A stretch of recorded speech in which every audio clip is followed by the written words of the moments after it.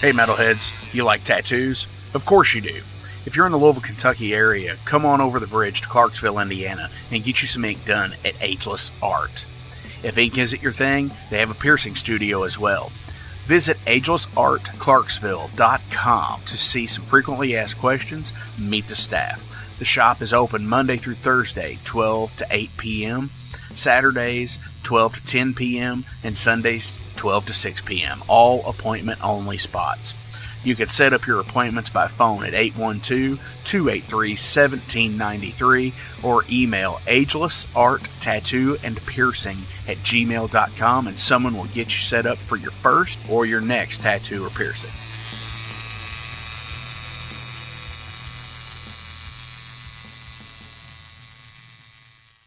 Welcome to the night. You think you know Night Demon?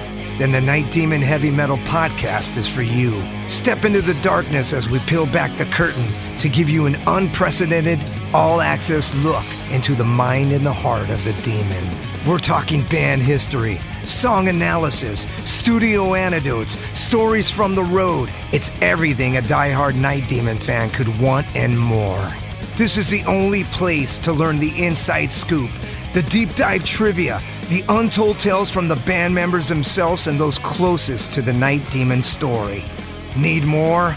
The Sacred Night Demon Crypt will be pried open to reveal demo recordings that have never before seen the light of day, all with in-depth commentary by the band and the people who were there for the writing and recording process. This is a gold mine, a treasure trove of all things Night Demon.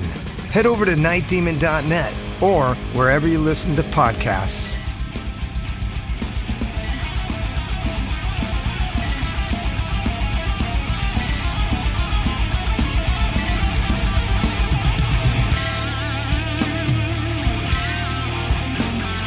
Thank you for tuning into the Metal Forge. I am Mark Jackson and I am your host. The premise of the show is pretty simple. Awesome interviews and awesome music. If you want to contact me, hit me up at metalforgeradio@gmail.com or visit the website metalforgeradio.com. And now, let's get this show on the road. What is going on, metalheads? Thank you all for tuning into this week's episode of the Metal Forge. How the hell are you doing? Holy hell, this week is awesome. We have Vinny Crastellano from Belushi Speed Ball here in the Metal Forge studio, actually here in the studio. We're going to be checking in with him in just a few minutes. We also have Athena here in the studio. She's going to be doing her next installment of Metal Mischief. Metal Mischief. I'm talking too fast for my own good here. But before we talk to Athena and Vinny, I want to see what you guys are up to. Hey, everything's been cool. You know, it's been an awesome last couple of weeks. Last week was kind of iffy, but, you know, this week has more than made up for it. We've been going to some awesome shows, got to visit a few friends, so on and so forth. And, whoa. Speaking of shows, what the fuck? Earlier this week, Merciful Fate announcing a North American tour. Holy crap. Fucking, like, gonna be, the closest they're coming to me is Cincinnati, and I already got my tickets. You know, they went on sale today across the interwebs there, your Ticketmasters and all that. But the lineup, holy shit. Of course, you know, Merciful Fate, I've always been wanting to see them. I haven't had a chance to ever until now. Super fucking awesome. But Creator, I've never seen. I've just never had. They're a band I've slept on. I'm not gonna lie. Creator's a band I've kind of slept on. I really haven't had a healthy dose of Creator, and I need to. But Midnight, holy shit, Midnight. You know, alumni of the Metal Forge. You know, Vanek's been on the show a couple of times, and he may be coming back here soon. You know, he may be coming back. But seriously, what a fucking tour. I mean, oh my god, I'm excited. I can't wait. It's going to be awesome. There's so many awesome shows that I want to go to that are coming up. I want to go see Judas Priest. I'm going to go see Venom Inc. Exodus here in just about 5 days here in Louisville, Kentucky. If you're in the area, they're at Headliners Music Hall with Death Angel and Sinistrum. Super rad shows. But you know, here's what we're going to go ahead and do. We're going to go ahead and talk to Athena here at Metal Mischief. And then we're going to talk to Vinny. And we're also going to listen to some Belushi Speedball.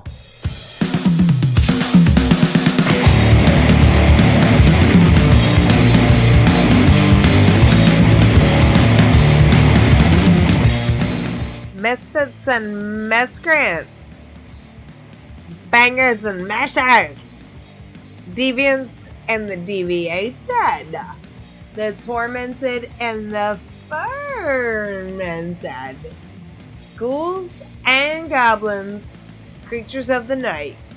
Jack those headphones, crank the volume to max, spark it up, and just relax. It's time for your deadly dose. Welcome to the next installment of Metal Mischief. On today's lineup, Stormtoker, the Mother Tree. Look, Mama, there's a Stormtoker up in the sky. Or, it's a bird, it's a plane, it's a Stormtoker. I mean, you know. Kentucky owns up to so much good metal. Besides my hometown of Louisville, Lexington offers a plethora of diverse metal. Luckily, it is only an hour drive, practically in my backyard. Our band on today's chopping block is a reoccurring offender locally as well. Stormtoker breaks down the walls with their new album, The Mother Tree. To sum this album up in one word, unpredictable. Each song feels different from the next. Opening The Mother Tree is a 5-minute and 33-second instrumental track. Now, I personally love albums that open with instrumental tracks. It's like foreplay. I mean, you know, it gets your juices flowing. A taste of the fruit to come. C-U-M. I think it was a great choice for them to open with Baked by the Sun. It had me invested right away.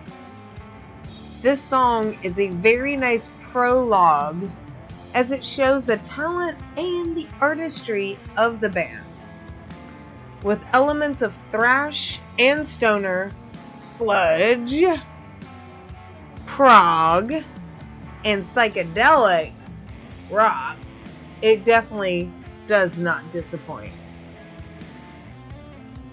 Now, I gotta say, track 2.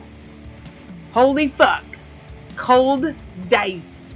Holy shit. Holy fuck. This is my favorite track on the whole album. But wait.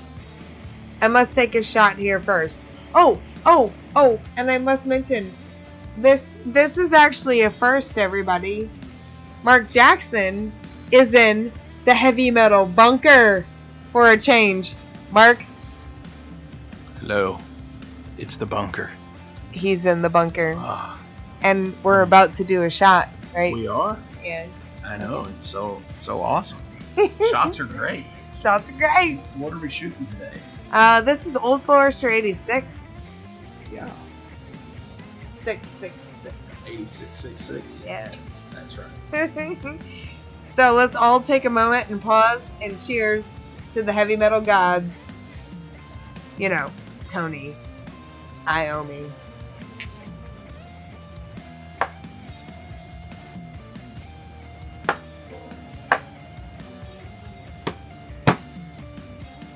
Okay. So now that I just let the cat out of the bag, that Mark is in my studio this time around. And that shot just made him sneeze, which was like the weirdest thing ever. Sneezy whiskey. Okay. Alright. So, I have to mention that this album, not a single track on this album is under 5 minutes long. So, fucking kudos to you guys for making songs that were, how should I say, a prolonged experience. I mean, fuck yeah, dude. Alright, so going back to it. Track 2, though. Coming in at 5 minutes and 4 seconds is the fun, upbeat, prog, rockish, clutchish, stonerish, rock and fucking roll of the daze-ish. With the vocals being a mix of Neil Fallon and like a little Jim Dandy. It honestly left me wanting more of the album to follow suit. But as I stated before, this album is unpredictable. Compared to some of their previous work, this has more of a like psychedelic stoner sludge feeling than like the doomy stuff that they had done before. And I totally dig it. The last track I want to mention before we get to the nitty and the gritty is Poor Man's Doom. I really enjoyed this track because of like the mixture of like folk rock with like some serious like heavy Converge fucking like vibes, little like Cephalic Carnage maybe, like I mean like those vocals and stuff. I like that little bit of chaotic nature. I love it. I absolutely fucking love it. And I love when a band like blurs the lines. You know, this track is really musically fun, and the message behind it is heard loud and clear, man. Great fucking lyrics, guys.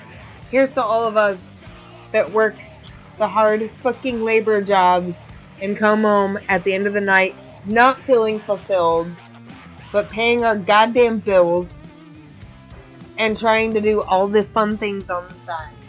Like listen to some really good fucking metal.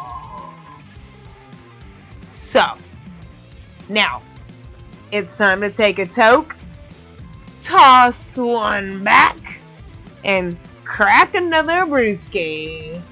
Because it's time to meet the offenders. Offender number 1, the bass player, otherwise known as David Langley. Offender number 2, Dante Montgomery, otherwise known as the drummer. And offender number 3, Anthony Grigsby, otherwise known as vocalist and guitarist. So, if you see any of these offenders outside in the public or in the wild, make sure you immediately buy them a beer and offer your devil's lettuce. The consequences could be devastating if not. Actually, David happens to be a very good friend of mine, so I hope he is enjoying this review as much as I enjoyed his album. Okay. So, that was the nitty. Now here is the gritty. Stormtoker has no label. They are independent. So you know what that means. Go out and support the motherfuckers.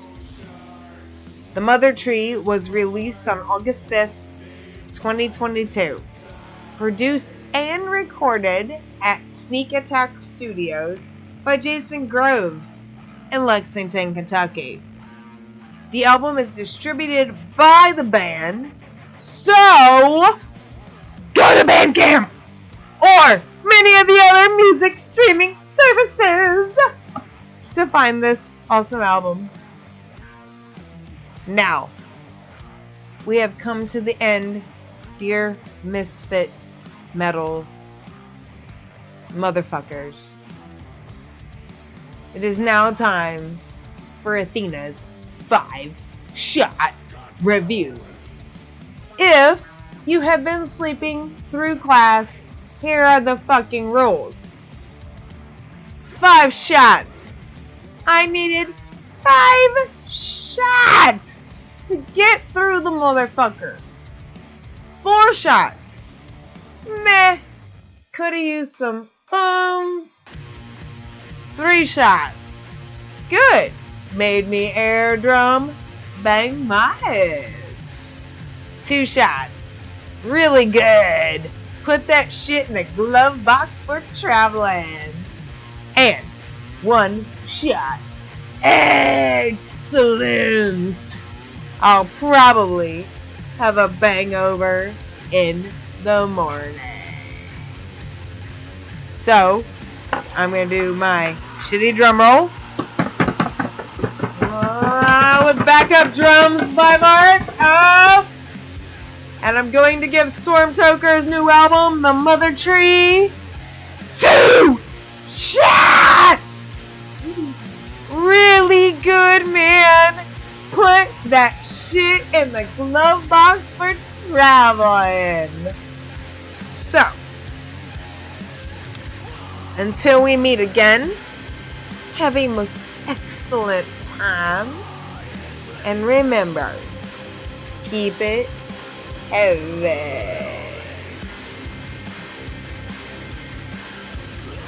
How do I stop a motherfucker?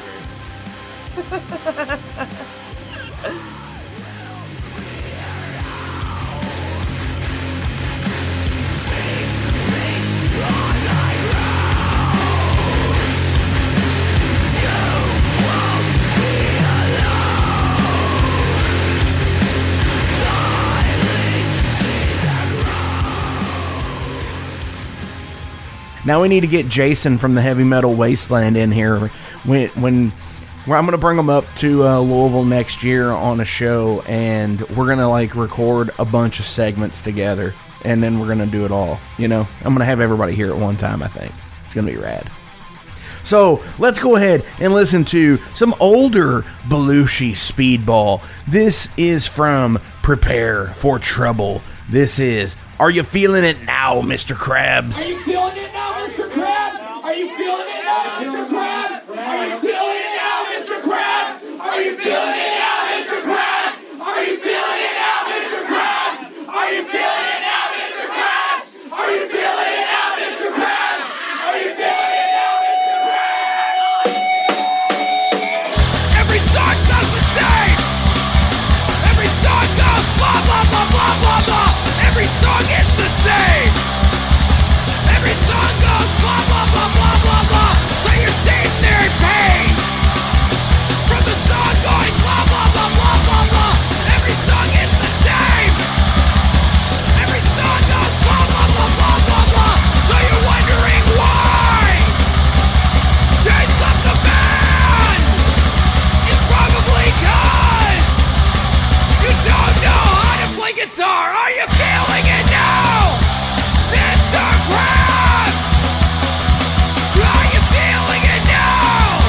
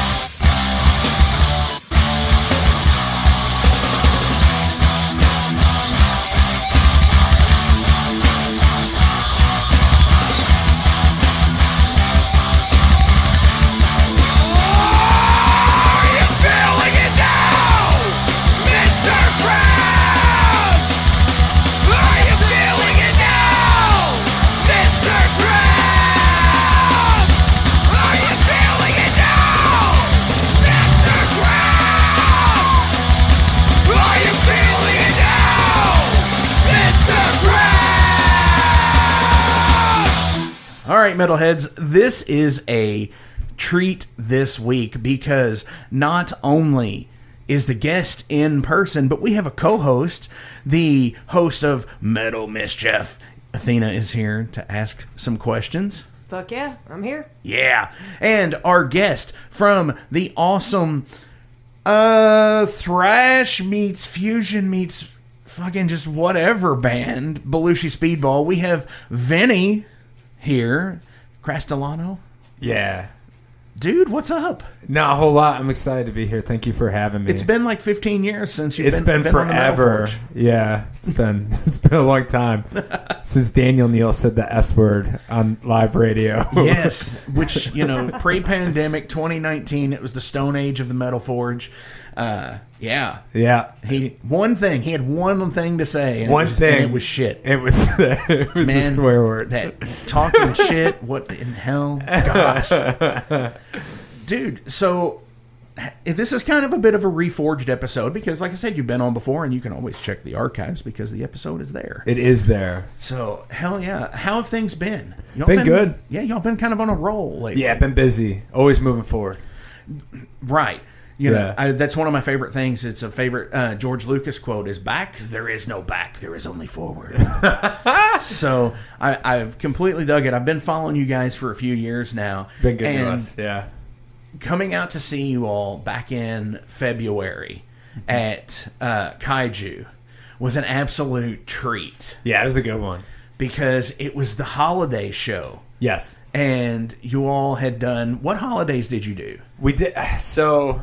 The premise of the show was we did every banned item that McKinley Moore told us not to bring back to Kaiju, because Ken would never ban us from Kaiju. He would just say, "Hey, don't bring mayonnaise again, or don't bring rice. Okay, no more silly string, boys." It'd be which I said boys and girls now because we got Jazzy, but yeah, back then we didn't, and so that was actually an idea Jazzy came up with. To where she was like, let's do a year's worth of holidays for all the ones that we missed, and we'll do a different banned item theme for it. And so, if I'm not mistaken, I think we did, God bless, I know we did Halloween. New Year's. Yeah, we did New Year's. You did Groundhog Day. We did Groundhog Day. That was the best because we played the same song 3 times. Is that how we did it? Twice? Okay. You acted like you went out and did New Year's and it was like a sound check, and then you started the Groundhog Day, and then you went back to the back and then came back out. Yeah. So that was funny because that's actually a rehashed idea. So one time we played Kaiju for Groundhog's Day, and we did the same 10-minute set, every single word, every banter, like everything, every song, identical, all the same trash, all the same props. And we did it 3 times in a row for Groundhog's Day. And I remember people having like panic attacks, thinking like they're in purgatory, like what the hell, like they're trapped, like what's going on, What the hell are you trying to do? Yeah, so Fuck, I missed that one. Yeah, it was fun. It was a fun one. That was a good one. And then I think that's actually Ken's favorite. But we did. We did Groundhog's Day. We did Valentine's Day for sure because of the rice. We did them all. We did Thanksgiving, Christmas. I know you did Easter because of the bread. Yes. Yeah. Because fish is loaves of bread. Yeah, fishes and loaves. I hope it wasn't eggs because holy fuck. No, eggs aren't a banned item yet. Yet. Yeah. But of course, there was everything under the sun imaginable was out there. There was silly string, there was yarn, yes. There was rice, there was bread, there was cereal. Yeah, we did cereal. So I would love to see your grocery list before a show. Oh, a lot of Dollar Tree visits. This yarn was actually serious string, so that's how that got started. Why we did yarn. So Ken said no more silly string. So then the next show we did serious string. There's nothing silly about this string. It was just yarn. And that was actually worse because it wrapped up around everything and like would break stuff. And people were like, it was like all around your legs. Yeah, it's itchy. Oh my gosh, it was insane. Like, yeah. But your fans are diehard. They're so good to us. They are. They're absolutely great. They're part of the band. That's why they're our other member of the band. So and like the bread, for example, Yeah, I'll just go off on anytime you bring bread to a show. For some reason, the floor is always wet. Yeah. from something. Yeah. People spilling their beer, whatever. Oh, yeah, that's the beer and everything. And the bread, people eat the bread. Yes. Even off of the wet beer floor. You have to. And it's like, it's almost like the Listerine. It's like the rite of passage. Yeah, you to got be a Belushi fan, you have to drink Diablo's Listerine. You do. And I have. Yeah. I have done that. Tastes real, doesn't it? It's weird. Yeah. It's weird. It's almost like getting a watered down pina colada at the state fair that has a little bit of mint in it. Yeah, we have to warn the fans because we'll get messages sometimes and they'll be like, I'm pre-gaming for Belushi, and they'll be like drinking actual Listerine. Oh. We'll be like, not to break the fourth wall, but Diablo's Listerine is the only one that's actually safe to drink. Yeah. I mean, not in terms of like hygienically, I'm sure it's disgusting, full of germs, but it won't kill you. Yes, exactly. Yeah. Oh my gosh, that's ugh. And it is. It's a rite of passage. I It think. is. Yeah, you show up, and, you drink Listerine. That's what Nick Ritchie always says. He does not go to Belushi shows to not drink Listerine. So, Right. yeah, all Nick Ritchie. Oh my gosh. So back in July, you Yes. all had a kick-ass show at the skate park here in Louisville. Yeah, No Comply. That was a good one. And that was No Comply 2? 2. Yeah, made No Comply 1 look like No Comply 3. So tell everybody out in Metal Forge Land about that show, because this has been getting a lot of buzz on the interwebs and stuff. That turnout was absolutely astonishing. It's amazing. Oh my god. So, dude. No Comply is put together by people in their early 20s.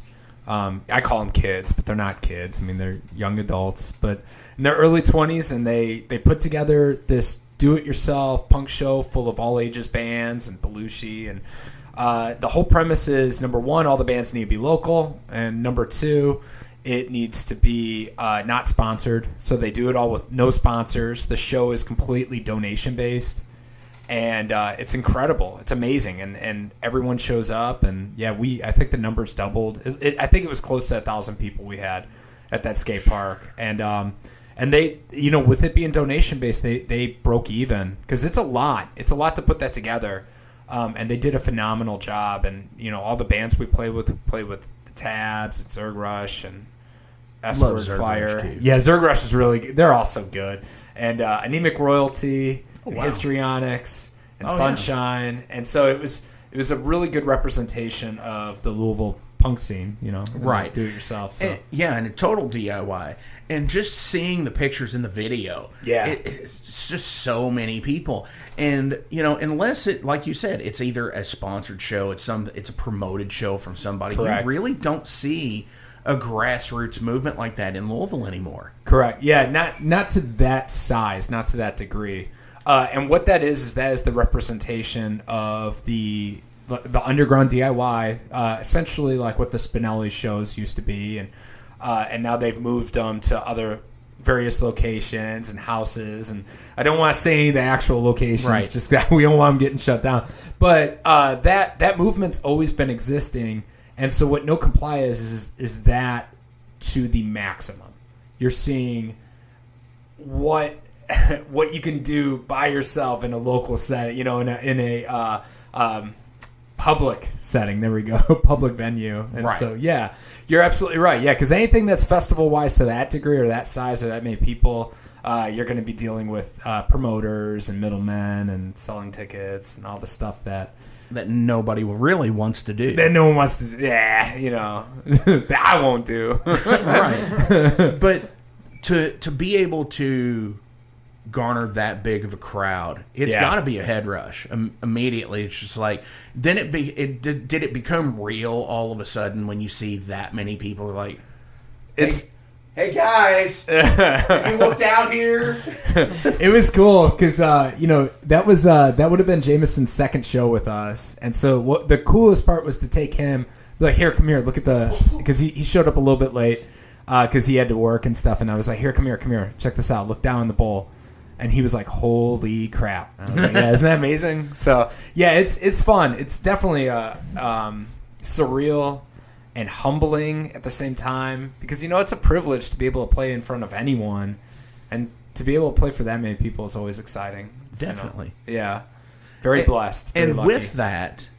with that success from that show, you all are going to be on Full Terror Assault here in just a little bit tonight. Yeah. We're gonna be on at 7:00 Full Terror Assault, and so we got a really dope spot because of that show. Joey, the main promoter, saw it and he was like, "Bring all that stuff, bring the foam shooter, bring everything," and he's gonna put us on a little bit later. So we found out we were gonna be on Full Terror earlier this year, probably March, somewhere around there, February, March. Right. We found out we were going to be on right before he started announcing the top tier of bands that were exactly. playing. Yeah. And whenever we had the first flyer, our name was at the very bottom. We're like, well, we're excited to be a part of it. We'll probably be on at like 12. I told everyone, like, just be prepared. We're probably Thursday at 12:00. And luckily, I think with No Comply, it helps showcase kind of what we can do with a big crowd.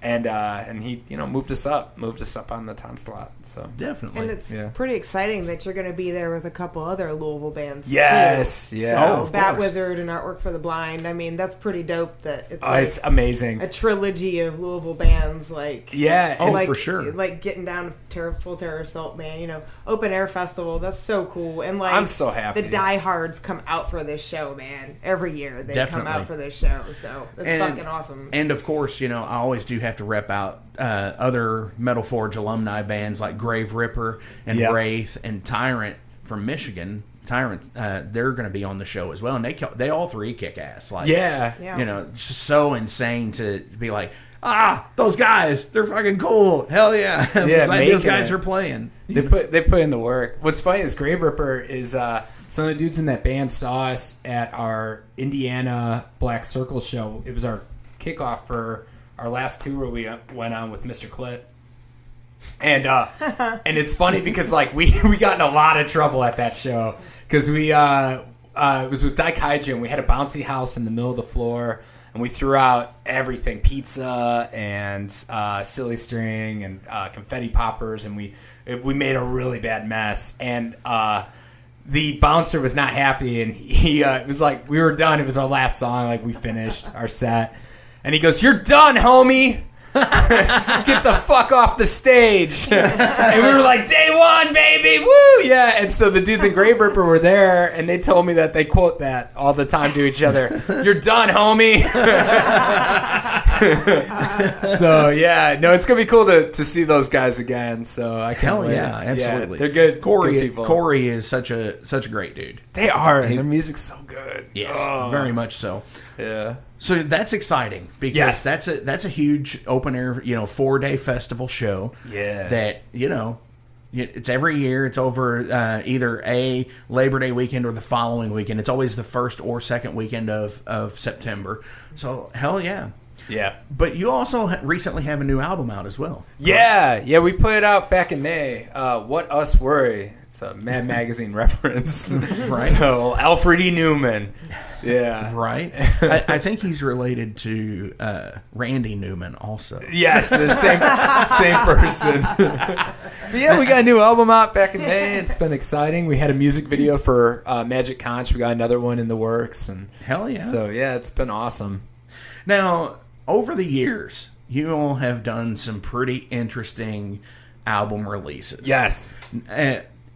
Like in my hand right now, we have a Game Boy Advance copy of Prepare for Trouble. Yep. Yeah. So you did something special for What Us Worry as well, correct? Yeah. So in my hand over here, I brought several things. These are just to look at, not to have. Shit. So I got to take them to Full Terror with me. Definitely. So, yeah, and I have the Game Boy Advance copy of What Us Worry. But that's not the special one. That's not as exciting. That's definitely That's so, nice for me to collect and complete a collection here. So we wanted to go ahead and go back to doing some crazy releases. So the album after Prepare for Trouble, we did a release on a Furby. We did a single on a Furby, and then the album after that we did a release on Dunkaroos. And so, like, you package a Dunkaroos would play a single, and then for this one we wanted to up it, and so I have it in here to show off to the listener, right? You can hear me rustling. It's in there. There you go, listener. You could just imagine, but this is it's What Us Worry on Nintendo 64. That is absolutely amazing. It is one of the hardest things we've ever pulled off. I will not lie about that. So now, yeah, there it is. Yay! Now the cartridge for Game Boy Advance, obviously it plays. Do you mind if I check that out? Yeah, go ahead. There you go. Fucking cool. Thank you. Yeah. I don't have an N64 anymore. Yeah, and you need to have a expansion pack for it to play. Oh my gosh! So Perfect Dark and Donkey Kong and Belushi Speedball I'll require the expansion pack. Definitely. So I know the Game Boy Advance, how that happens. Is this the same technology? It's like a ROM emulation of the album? Yeah, so they're flash carts. I don't want to give too many secrets away, but I don't mind then talking about everybody that. would be doing it. Well, the N64 is really, really hard to pull off. But they're flash carts. And I was originally going to do programmable chips for the N64. And whenever I was looking into the technology during the pandemic, it was totally feasible. And then there was a chip shortage, and so it got down to where the easiest, most economical way to do it is to do these flash cards. So they take a little SD card and put our game on there, just like the Game Boy Advance, and so definitely. And there's nothing at all wrong with that. But wait, there's more. Yeah, you have not only released this on the N64, you've also released it on what else? So I also have it on Sega CD. Woo! It's got both our last albums, and you play an actual game as a robot, and I don't want to say the name because it's licensed, although the company that licensed it went out of business. But yeah, I stuck our music on on Sega CD on a robot game, and you play as a robot hellbent listening to Belushi Speedball. So you reprogrammed the game, is what you're saying? Yeah, and that's kinda. Yeah, I hacked it. I enjoy hacking. That's actually how the N64 works, is and the Game Boy Advance is the ROM hacks. And so the N64 was a ROM hack that I actually had to get help from someone outside of the United States, because I hit a dead end and I had him finish it up and kind of put it all together. But so and then we also have, there's more, right? Because wait, there's more. There's even more. I also have because we love dead media. So Classic Rock Magazine gave us a 5 out of 10 for our music being scuppered trash. And scuppered means interrupted, and so it's 8-track. Yeah. So we figured, they said that we had too many skits. We skitted too much, and they hated that the album was interrupted with unfunniness. So we went ahead and made a skit-free album for their age demographic, which is 8-track tapes. So this is really fucking cool. I knew you were going to enjoy that, especially with your most 8-track. recent Facebook post. Yeah, about. I don't know if they work. I'm sure they do. I don't have an 8-track player. I was trying to hunt one down not too long ago, actually, and I can't find one either. Oh, man. is I great. got one used, and it did not work. The 8-track itself didn't work. The 8-track player. Okay, so I want to break the fourth wall on the 8-track really fast. Did you go through a place to actually get these? Yeah. Okay, because there are people out there in this day and age who are putting their albums out on 8-track, and just for the keepsake. Sure. It's just like, hey, this is our album. Holy shit, we're going to put it out on 8-track because, hey, it's cool because I grew up listening on 8-tracks and stuff. So usually, 8-tracks have a bank set of songs. Yeah. Are they actually the same track listing for each bank, or is it different? Split. So no, it's the same track listing, but they are, because there's 4 banks, right? Okay, so I don't know a lot about 8-track, but I learned a lot with making these. So unfortunately, with the length of the tracks, they weren't able to do perfect cuts. Right. So I think like Bank 2, for instance, splits in halfway through Magic Conch. I think that's how it works. Yeah. So, it's an 8-track tape. I don't know how they work. So they were like, is that, they asked me if that was okay, or I would have to like adjust things or adjust the track listing. Yes. Yeah, and I said just do it, just run it. It was the most economical way, which is usually how these things end up being. Right. Yeah. Now, because you're doing this all on your own. Yes. You're not doing this with any help from a label. We do have a label. We're signed to Sound Blast, but no, they're not giving me any money for physicals. They handle all our digital. Yeah. Right. Which is fine, because I keep 100% of my physical profits. So. Which is great. Yeah. Especially in this day and age. And when you're able to push the physical media, absolutely, that's great. I mean, yeah, for sure. So, again, like, you don't have somebody like a Shadow Kingdom. That would be cool. Tim, maybe you should listen to this. That'd be cool. And hit up Vinny here. Yeah, we will do anything. That's that's Savage Masters, right? Isn't that there? I believe they're on there. Yeah, fancy schmancy. No, we don't. We don't have and that. I'm pretty sure they did an 8-track as well. Did they? I think so. That's fitting for them, though. That makes more sense than us doing it. But no, I mean, you've got to do stuff out there that's going to get people to say, "Hey, wait a second, what is that?" Yeah, like the Dunkaroos. How is that a thing? Yeah, that's so stupid. It's the same way I did the Furbies. They're like little programmable like recording devices, and you stick them in there.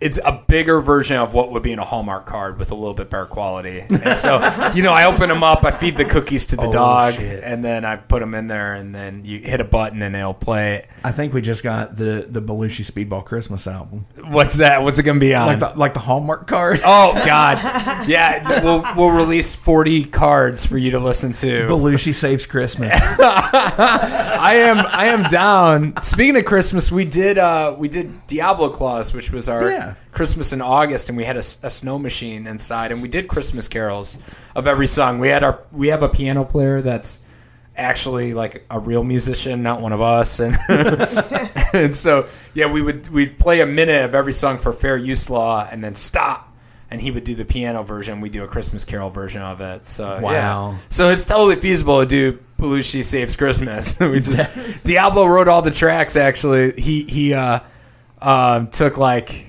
God, Jingle Bells was like, oh, magic conch, all the way. It was like that. Yeah, so, we can do it. And we'll release it on 40 Hallmark cards, 30 seconds each. You open each one. That would be great. That would be great. It's a really good idea. I'm going to text myself that idea, actually. So. Hell yeah. So, back in the day, and I don't know if you're aware of this, Athena, Belushi Speedball is Belushi Speedball as a warning to Jim Belushi. Yes. Yeah, thank God you got it right. Everyone thinks we're named after John. We're not. Exactly. We're named after Jim. But it's a warning for Jim to be safe. To watch what he does with his drugs. So, yeah. Which is funny because in that same amount of time with, you being here the first time, now he is like a marijuana empire. Oh, yeah, with Jim. Dan Aykroyd. Yeah, so it actually turns out we're named after the fact that he calls Sonic Spinball for Sega Genesis Sonic Speed Ball, that knucklehead. So it's actually not. It's before we were like, hey, don't do drugs, but now he does drugs. So it turns out that it's named after that. So that is amazing. See, yeah, I didn't know he did that. The full name. The full name of Belushi Speedball is Jim Belushi's Sonic Spinball Speedball. That is amazing. That is amazing. Tk you. We shortened it to Belushi Speedball. I've been following you since the beginning, and I did. You have. You've been so good to us. Thank you. Man, well, you guys are fucking dope. Oh, thank you. You're so good to us. I love thrash metal. You do, yeah. And you were at our Dead Fest at the Art Sanctuary. And so yes, that was great. But I absolutely love it because you've got 7-inch vinyl out. You've got the Furby. You've got, some of the names that you have for certain things are great. Like Belushi Speedball Part 2, the Frank Castle Picnic. Yeah. Yes. So we, whenever the original lineup, Chase Bensing, which Chase is still in Belushi. He does all the guitar recordings now, and he records us, and then he's playing full terror with us. So nice. He had to kind of step down, minimize his role a bit, which a lot of members in Belushi do that. Kind of like a rotating lineup. You know, we have the core unit, like Jazzy and Diablo and Daniel, and Kyle was core, and he had to limit it. But whenever that original lineup kind of stepped away, and they're like, hey, this is just getting too much for us, you know, we'll be able to do it here and there, but, you know, and Alex stepped away.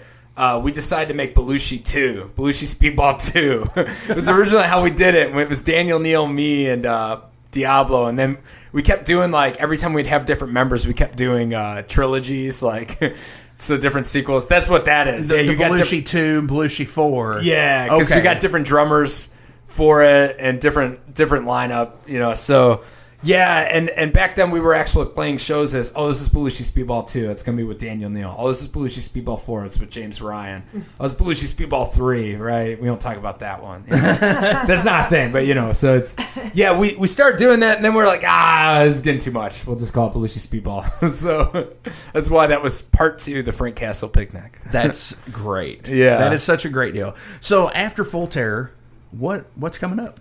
What's coming up after? Well, more shows. We got some big, you know, of course, we're booked out until 2023, and we haven't announced them all. It's been a thing because we get requested, and then I have to be like, I'm sorry, you know, because a lot of times a lot of them are really good, but so which we weren't able to move the show because we're playing with out of town bands, but. I'd hit you up for a show. Yeah, you all are playing the 24th, right? Of September? No. That's been canceled. Oh, I'm sorry. Yeah, that was supposed to happen, but because it's also Louder Than Life weekend, it is, and I was just like, nobody wanted to play. Yeah. I mean, apparently they wanted to go see Kiss, but I asked somebody who's a I would say respected, not necessarily well-respected member of the scene, to say, hey, do you guys want to play? And he's like, dude, Louder Than Life's that weekend. I don't think I'm going to do it. Yeah, which is respectful. I understand that. We actually didn't know when we took that show because I'm an idiot. I do this every year. We've played on Louder Than Life probably 3 times. Yeah, but you know what's really cool about that? You're still going to... Fuck Louder Than Life. I'm going to be at your show. Yeah. Thank you.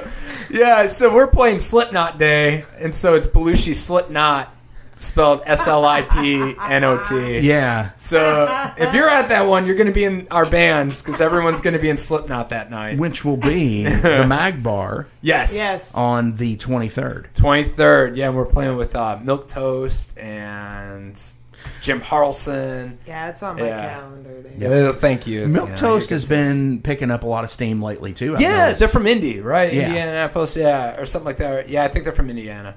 But, they hit us up, and we liked their music, and we're like, hell yes. And, I mean, it's cool, because I'm glad that we're playing with them, but I never seen Slipknot, and I wanted to see Slipknot, so I'm going to do the next best thing, which is just pretend I'm Slipknot. So what? Is that the next best thing? Yeah, it's the second greatest thing out there is emulating Slipknot. Wait, I thought that was Mudvayne. Oh, that's true. God. But, you know, they got away with putting Seinfeld bass lines on metal. So. Right. Yeah. So with your, in the personal life thing here. Yeah. I think we've talked about it before on the show that you're an educator. I am. And it's hard for you to actually pick up and do a month tour and stuff like that. Correct. Yeah. Even through the summer. Is that right? Yeah, so we can do like our last tour we did during fall break, and we were able to do that. And we could do them during spring break, or during the summer we can do maybe like a 10-day is what we did last time. But I got kids too. Right. I just had a baby. Oh. So it is tough for us to do like a full month. Yeah, that is a tough thing. That's a tough sell to everyone because 3 of us are actually teachers in the bands. So wow. Yeah, so that's their summer off. It's a tough sell to be like, hey, let's go. Yeah. I am so fucking ready for the first kid that comes up. That's Mr. Crastellano!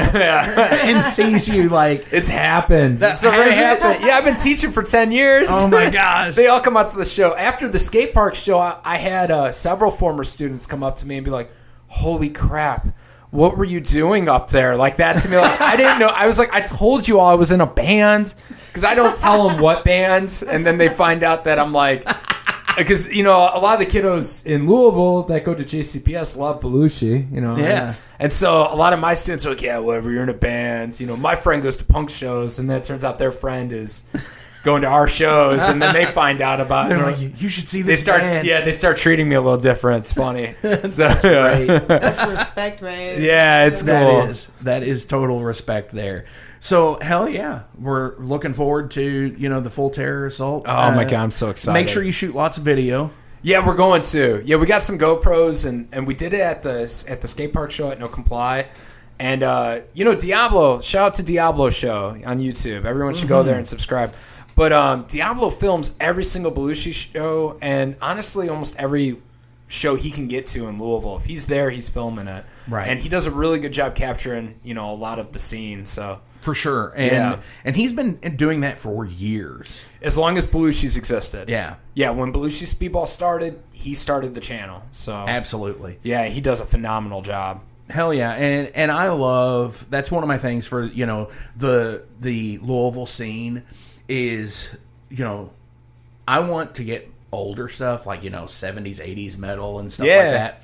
But keeping an ongoing track of what's going on right now, through our generation is so cool. Like scrapbooking all that stuff, having as much much content as you can find, because there's bands out there that might have only lasted a couple of years, but they still put out kick-ass music. Yep. So and that whole adage of life happens, and that people break up. So yeah, absolutely. So kudos to him for doing that. Absolutely. Speaking of people breaking up, Belushi's designed to continue without any of us. That's FYI. If something happens, we're all gone. Keep it going. Whoever's like, we'll just pick up the sword. Belushi 72. Yeah. I want it to exist until at least year 3000. Well, that's not an unheard of concept. Yeah, because actually, I put the picture up today. I've had it for years.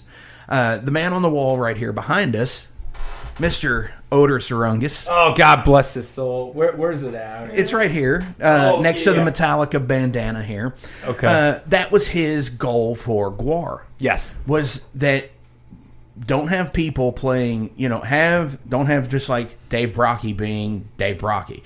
Have him be the character, because anybody could be the character at that point. Right. And, and I think over the years, he developed that mentality from seeing Kiss. Because, Kiss has changed out a guitar player and a drummer forever. Right. And it's always been the Gene and Paul show. So that's a great concept to have, to be able to sit there and say, okay, well, anybody can be a part of it. Absolutely. Like Green Jelly. I think they've had they've had over 300 members. Yeah, it's high up there. Yeah, William Manspeaker, he comments on our stuff all the time. He's a Belushi fan, so he's good to me. Yeah, so I want him to be my dad. My mom's single. I keep sending him pictures of my mom, and he's like, okay, son. So yeah, it's one dude, and he's got it down packed. So his concept is genius. So for sure. What Billy does is he goes to he gets a guarantee. He flies into any city, and then whoever shows up for his band shows up, right? And he'll have legit 50 people on stage with him. And his deal with them is you make whatever Green Jello merch you want, and you keep 100% of the profits. I'm just going to get my guarantee and play the show, and we're going to have fun. And it's perfect because, yeah. And that's how he does tours, too. Yeah. Is he will, so say this drummer lives in Indianapolis. So smart. This drummer lives in Indianapolis, and he will contact them and say, hey, I'm coming. We're going to do Indy, Fort Wayne, Cincinnati, Cleveland, Louisville, so on and so forth. Do you want? Tell me what dates you want to play with me, and they'll do that. And he'll get however many people live in the area that have been a part of the band. Kevin Von Esper, who's been on the show for the Dookie Fly Swatter stuff, he's been a part of Green Jelly It's so smart. since 1999. Yeah, and he still plays shows with them. Yeah, so it's like hell yeah, man. It's like how fucking awesome is that? It's so smart. It's so genius. Definitely. It's life goals. So now it's time for some general profile questions about Vinny. Of course, yeah. And Athena, if you want to answer some of these, you can as well. Oh, shit, man. I thought I was just here for support. I answer questions as well with the normal guests in, so... All right. And these are all... Game. All right. So these are all done at random. These have not been on the show previous. Okay. So these are all random. So before we do this, does Athena get to answer the same question for support with me? Yes. Yeah, Dope. yeah. Good. Okay. Ask her first. No, you are the guest spot. You're the guest. What is the main thing on your bucket list? Oh, man. God. The main thing. You just didn't want to be put on the spot. Bucket list. That's a tough one. That's a tough one. Because I don't want to sell myself short. There's so much to do in life, right? Life's short, but there's so much to do. But you know what? I always look at it as for me to manifest the next big thing. It's always like, I'm always trying to think reasonably. And so right now, the goal, and then after that, it'll be a new one. Okay, so that's the deal, right? Yeah. So before it was like I always want to play Full Terror, and now we're doing it. I want to play The Gathering. I want to be at The Gathering at Juggalos main stage. The ICP. That's a bucket list. They hold that in Cave Rock, too, at the same venue Whoop, that whoop. they do Full Terror. Oh, they're so beautiful. Yes. So, yeah, that's the goal. So, yeah, play The Gathering at the Juggalos. So if Mikey Clark is listening. Mikey Clark. God bless him. Release an album with Mikey Clark. That would be dope, too. So. I would be so all about that. Athena. Well, I think Vinny's actually going to appreciate mine. Cause Is it to play The Gathering? No, because as much as I love fucking metal and music, I am not, like, instrumentally inclined whatsoever. But I have wanted to organize the world's largest food fight. Oh, dope. Oh, Vinny, yeah. That's God, let us be a part of that. Mark. I told you about this idea already. Yes, you did. That is like top of my bucket list is to organize the world's largest food fight. I love it. It's And beautiful. Belushi could play it. I would totally And I would be down. love if you guys came and played my food fight. I would. That would be amazing. No, we're going to make this happen. Hell yeah. Yeah. Definitely. That's like the fucking perfect question. Especially for both of you being here. What do you feel people complain about too much these days? Politics. Yeah, that's definitely... Man, I don't know. That's Tough. Everyone complains so much, right? That's the thing. Right? Everyone's always complaining. So that's it, right? Complaining. Yeah, They complain about complaining. they complain. That's honestly what it is. It's like it's almost like reverse complaining. Yeah, people. I guess the gatekeeping thing. They complain about gatekeepers gatekeeping.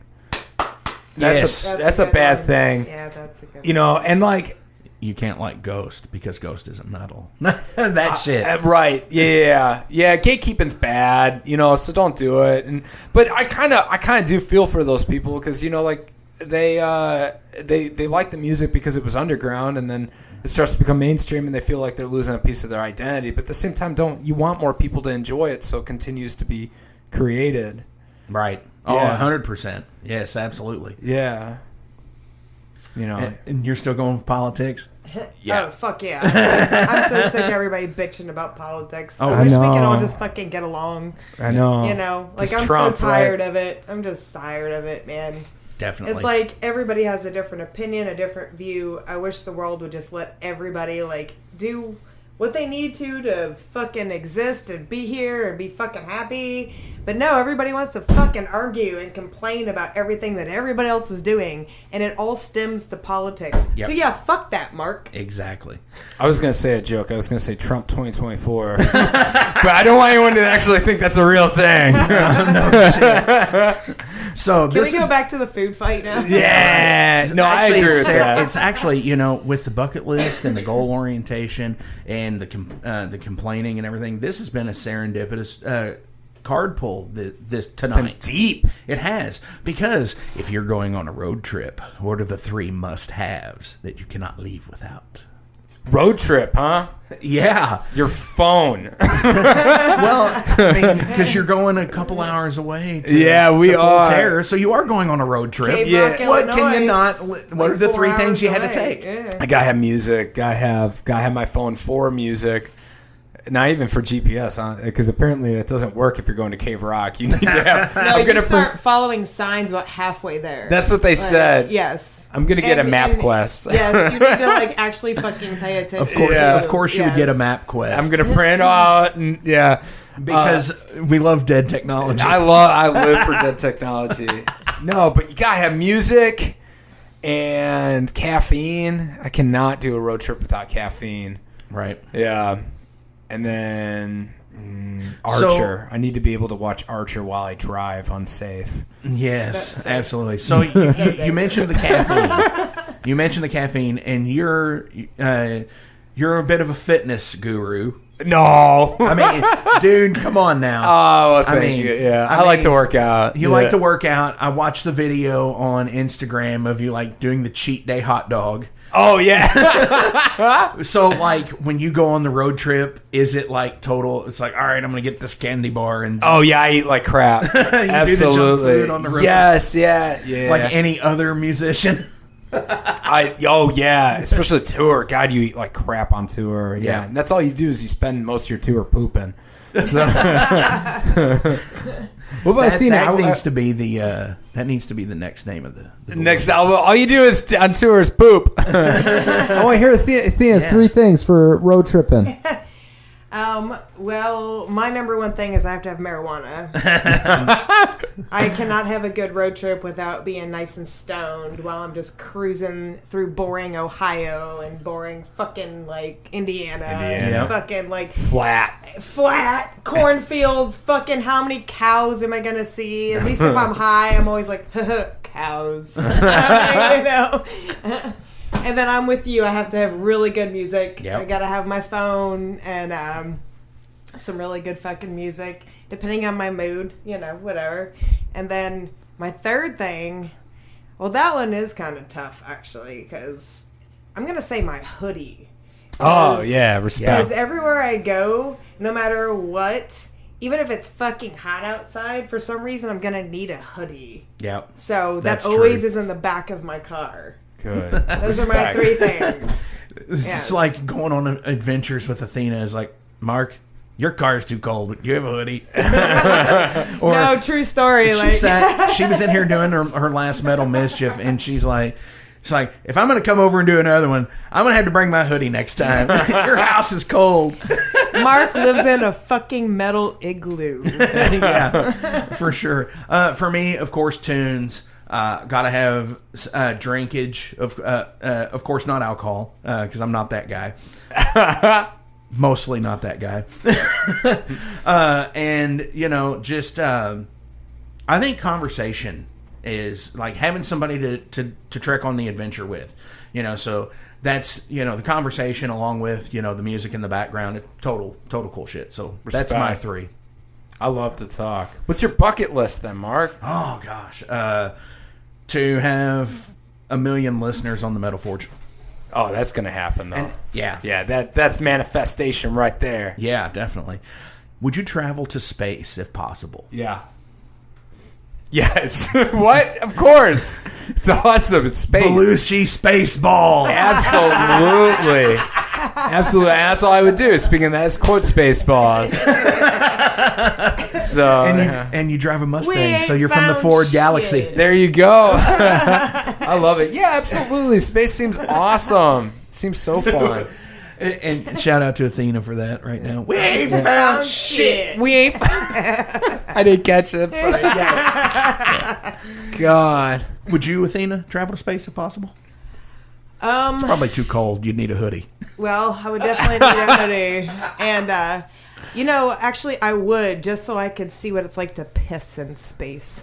Yeah, that's fun. Yeah, I think and I watched something about that one without time. Like a really? like a cup or a thing or anything, just to just to pull down your britches and fucking go, like just like Harry and Lloyd. Just go, man. So warm.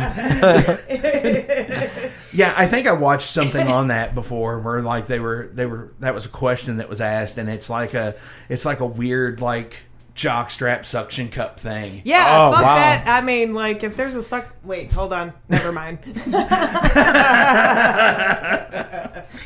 It's like something that Giger drew at one point.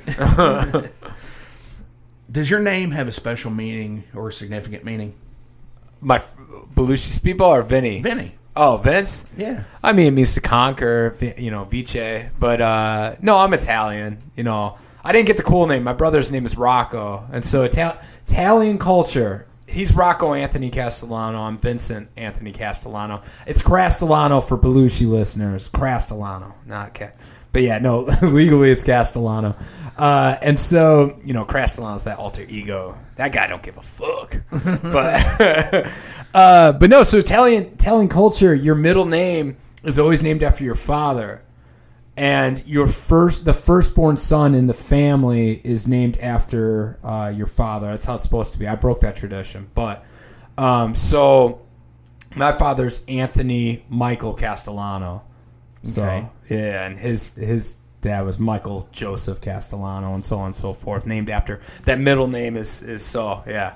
So that's kind of That's how it is. interesting. But I never knew nothing. that. Yeah, Rocco got the cool name though. Everyone's like, "Oh shit, your name's Rocco, damn!" And I'm Vince, and they're like, "Yeah, whatever."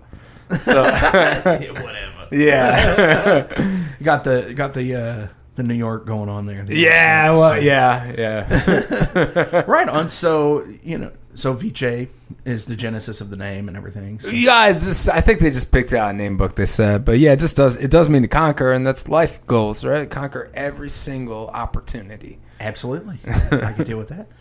Athena, Well, everybody kind of knows what Athena is about. Right. I mean, I was named after the goddess of war and wisdom. And I definitely have... I mean, I like to think I have the wisdom. I definitely got the war thing going on. I mean, I can't stay out of a mosh pit, even though my doctor keeps telling me not to do it anymore. it's because you're so savage. It's because you're like, ah! But, then I'm German, so I'm a Prychodko. And, Ukrainian, actually. So, Oh, damn. Yeah, yeah, we're going through some shit right now. My family is, but for sure. Wow.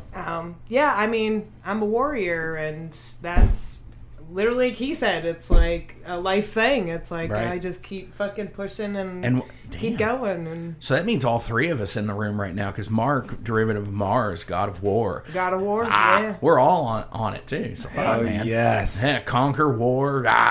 Metal. Destruction. Yeah, hell yeah. Fuckers. What instantly makes you not like another person? Man, I like most people. You do. I do. Yeah, I love most humans. Yeah, that's going to be tough for the both of you. Yeah. Because like you are most both humans, like too. social, like, I don't want to say social butterflies, maybe like, Social moths. yeah, social lunar metal moths. I love it. Yeah. No, man, I don't, honestly, I like most people. That's the honest to God truth. It's very rare that if I meet someone and I don't like them, it means they really are a bad human being. Yeah. It's usually a gut instinct, and it's through conversation, and you can pick up on it pretty quick. But even someone that like bullshits me, it doesn't bother me. Like, people exaggerate and they get excited or whatever. Other people are like, "Damn, the guy lied to me." I'm like, I don't know, they're just having fun, whatever. I like most humans, so yeah, I love most people. Right. Yeah. Hell yeah, man. Athena? Me too. Same deal? I like most people too, but I have this thing I can kind of feel an aura on people, and I usually get like a little like tentative feeling before I actually even speak to them sometimes, which I will kind of avoid people that way. But then other times, once they're crazy, it starts to come out a little bit. It's like, all right, I'm gonna run to the hills. Why did I know you were going to say run to the hills? Oh, because I'm an Iron Maiden fan. Oh, shit. Maiden. Yeah. Definitely. Same way for me. It's like my bullshit detector's pretty good for the most part.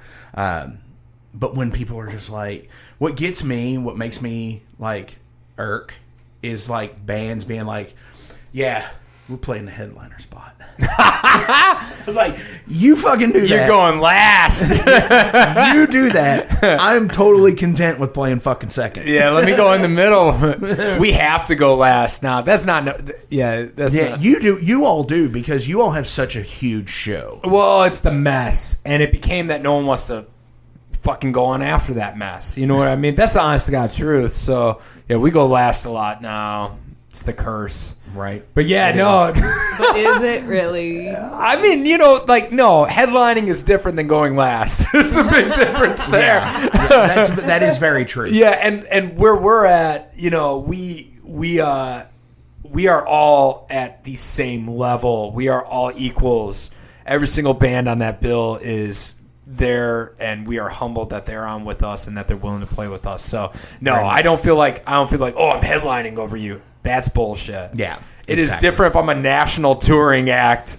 You know, like if I'm Guar, like that's a headliner. Okay, you know, Metallica, that's a headliner. No, me playing at Magbar with 4 other bands is not me headlining if I'm going last. Exactly. I Yeah. agree with that 100%. I agree. Ego in general to that degree is annoying. It's frustrating. And that's kind of what I was going to say is like one of my things is people putting people down. Yeah, I really don't be nice I to really each don't other. like that. Like that's really horrible to do to one another. I agree. Especially when bands, you should be supporting each other, not trying to like. Yeah, it's not a competition. It's not In your own- competition. In your own Yeah. independent scene, in your own city scene, it's not a competition. Everybody should be friends. Everybody should go out and support each other. Love and, each other. And I've always sit there and said this. It's like life is like the fucking pit.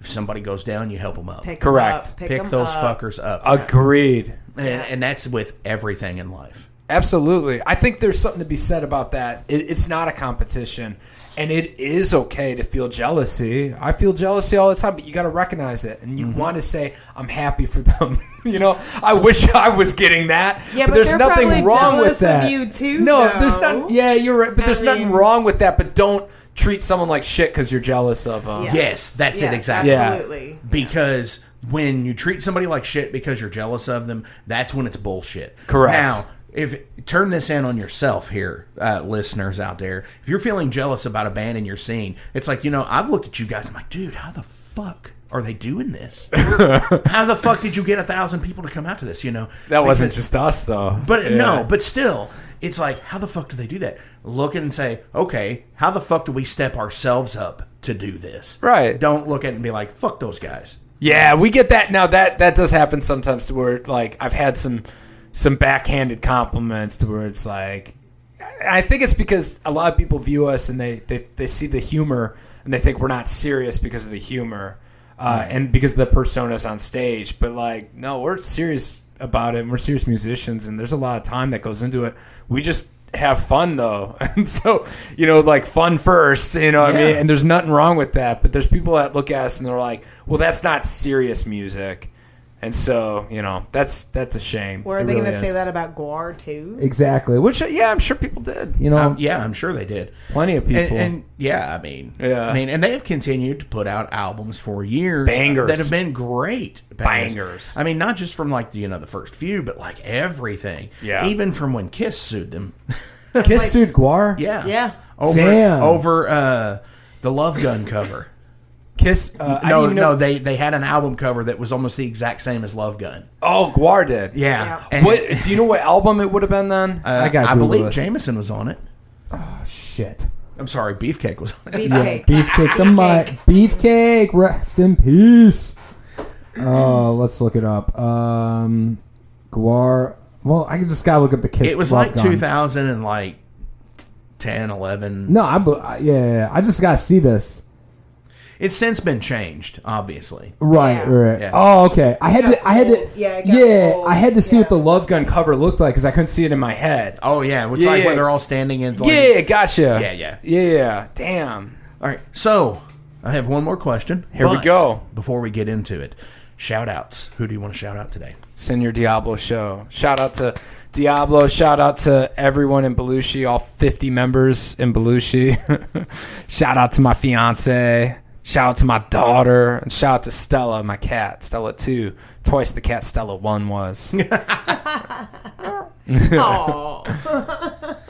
That's like a Simpsons thing. Yeah.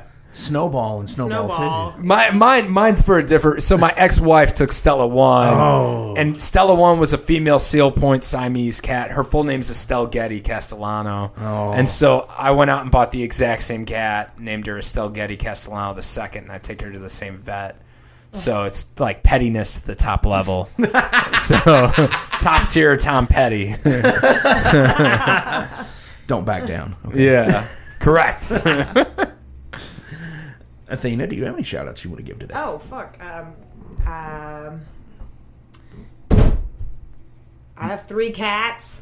Nice. I've got Elvis, Tarna, and the Gozerian. They are gonna list, Gozer, the bulldozer. Love it. Big, I love it. Fucking massive fucking cat. Right? He's chunk style. And well, one of my best buds is already sitting here. Aww. Mark is right here, but besides that, I have a lot of fucking awesome people, so I can't even really like go there. There's like all there's thousands of them. There's just a lot of really amazing people in my life, so that's a hard thing to say right there. Definitely. Yeah. Definitely. So, final question of the day. Here we go. What would you do with an extra hour in the day? Extra hour? Damn. One more hour to sleep.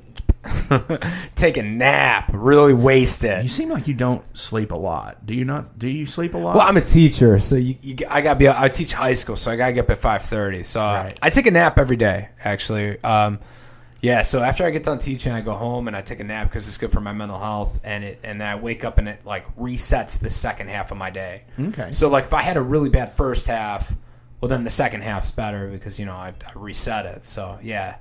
Nah, extra hour for sure. I'd sleep and I'd waste it. I'd waste it on video games and all the stuff I can't do. Right, all that leisure stuff. Right, when it's 11:30 at night and you got to be up at 5:30 or whatever. So yeah, that extra stuff that you're not technically in dad time or necessarily spouse time. Exactly. Yeah. I get you for sure. Athena, what do you have for an extra hour in the day? Oh man, I would say more weed. I mean, I'm kidding. As long as I'm awake, that's happening anyway. So I'm gonna have to say, actually, spend more time writing. For sure. Mark, I love to write and stuff. So an extra hour to like put my thoughts on paper would be pretty for me. Yeah. Right on. Yeah. Hell yeah. I would probably spend mine editing this show. As much as I spend on this show already, I would be spending even more hours doing it. For sure. So, Vinny, thank you so fucking much for coming in this week. Thank you kicking for having ass with us. Yeah. Athena, thank you for coming in and co-hosting this week. This has been so fucking cool. It's been a fucking pleasure. So, from the new album, What? Us Worry? Yeah. What are we going to play off of it today? You got to play Ripping Off Municipal Waste. Oh, you heard him. It's such a banger. This is Ripping Off Municipal Waste.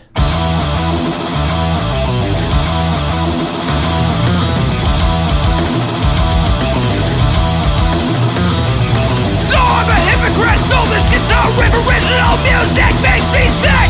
We'll make it faster, unleash the masters and make it right for our new dead master. Oh my god, what have we done? The songs are harmonized and we just begun. Guess this is it, time to commit, and we'll do a guitar riff.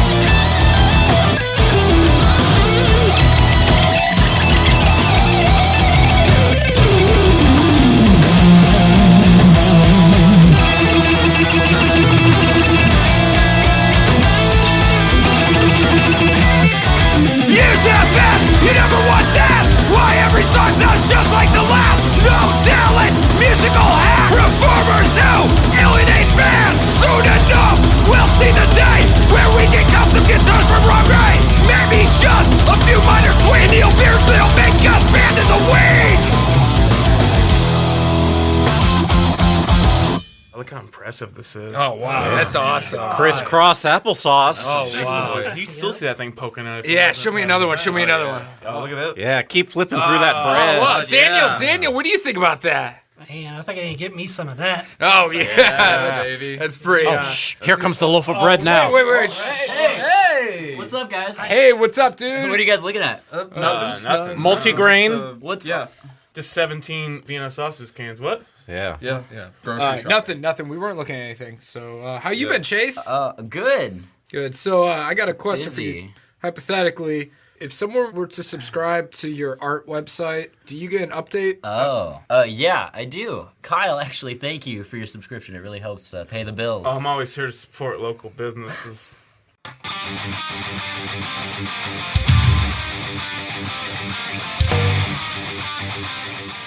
Hey, let me tell you guys about Mercenary Press. They're an independent London label and distributor of all things metal. Mercenary Press delivers the goods from their own independent zine. Trust me, you're going to want to get in on that. To distributing various bands from all over the world, including Cramp from Spain and Sadistic Force from Texas. Visit mercenarypress.bigcartel.com to find out what all they have in stock and what you can order.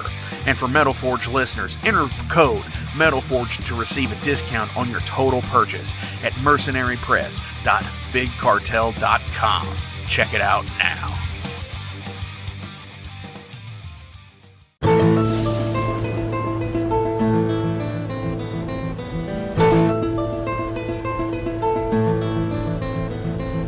Since 2013, there has been a calling from the underground, from the graves of all those unholy, and they decided to make a zine to talk about all of this.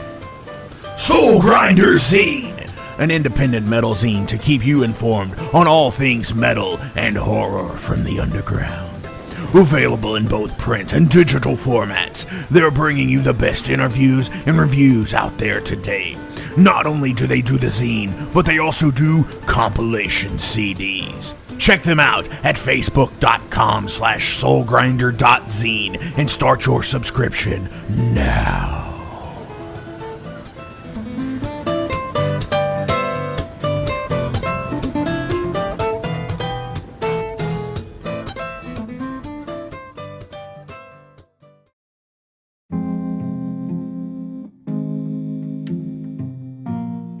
What's up, Metal Forge fans? This is Alan Bishop, the alchemist of Indiana's Black Forest and head distiller at Spirits of French Lick. Do you find yourself drawn to the unexplained, fascinated by the Fortean, or enchanted by the paranormal? If the things that go bump in the night resonate in your mind, then tune into my brand new podcast, If You Have Ghosts, You Have Everything. Featuring first-hand accounts, collected stories, interviews, history, and speculation related to all things not of this world. Available now on Anchor, Spotify, Google, Amazon, and more. Sit back, relax, and remember, if you have ghosts, you have everything.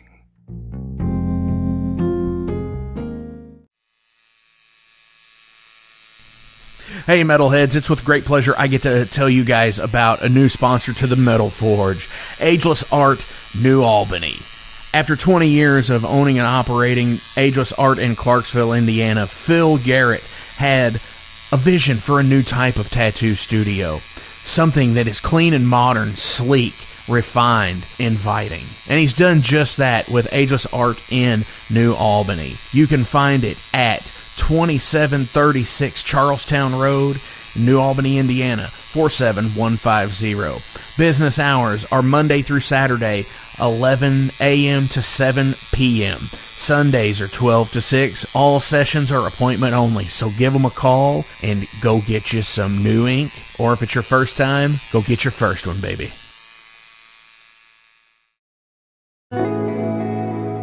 Hey, it's Jeff McNichol down here at Mom's Music, 1900 Melwood Avenue. I was just thinking, when I was a kid, the magic was at Frankfort Avenue, the Mom's Music at Frankfort Avenue. And I used to beg people to get a ride down there just to hang out with the guys and see all the cool gear. Now that I'm the owner of this store, it's like a dream come true. We're recreating the magic with the vibe that we used to have at the old store. We're carrying all the gear that you're going to possibly want. We're giving you the outstanding service and personal attention that you deserve.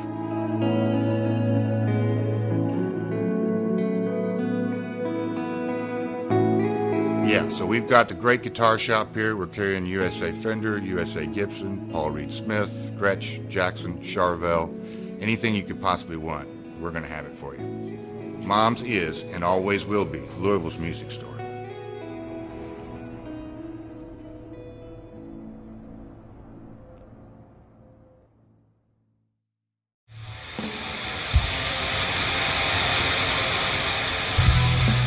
Hey everybody, let me tell you about the new sponsor to the Metal Forge, Unchained Tapes. They're an independent Pennsylvania tape label. They focus on extreme metal and punk with a killer approach to the tape scene. Visit their web store at unchainedtapes.bigcartel.com now to get your fill of tapes. And for being a Metal Forge listener, enter the code METALFORGE10 at checkout to get a 10% discount on your total purchase. That's unchainedtapes.bigcartel.com.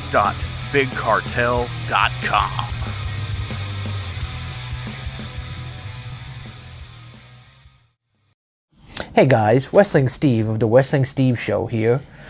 So if you're currently listening to the Metal Forge with Mark Jackson, then you understand that Mark Jackson has a pretty discerning taste when it comes to music as a whole.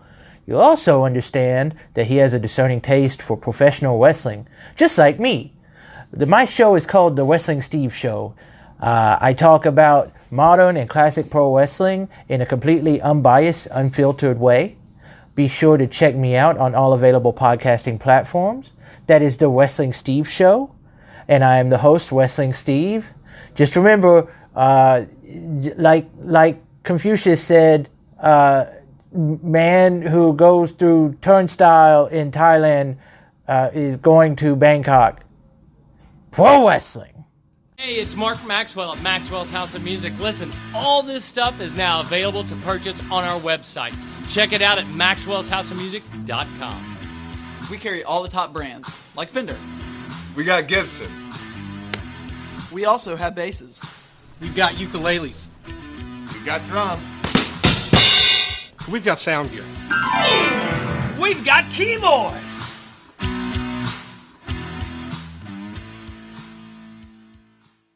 It's Gonna Get Weird is the name of the podcast. We're on season 2, so you have a whole season to get weird with Frank Green and Scott Clark. The best part is there's always laughter. Oh, yeah, you can pull that out. We have national touring comedians, NFL stars, rock stars, your local friends. It always gets weird. Weird answers. Have y'all ever snorted coke off of a 78 Pinto? No? You ain't no man. Weird questions. Who had a bigger cocaine habit, Jock Sutherland or Kaywood Ledford? Neither one, because they stopped beating their wives. And weird we never even thought of. Well, no. My friend is on acid, and I sent my friend to go find a payphone so that I can call and turn myself in for murdering this guy and ruin my life. We love all types of people, but we don't love all people.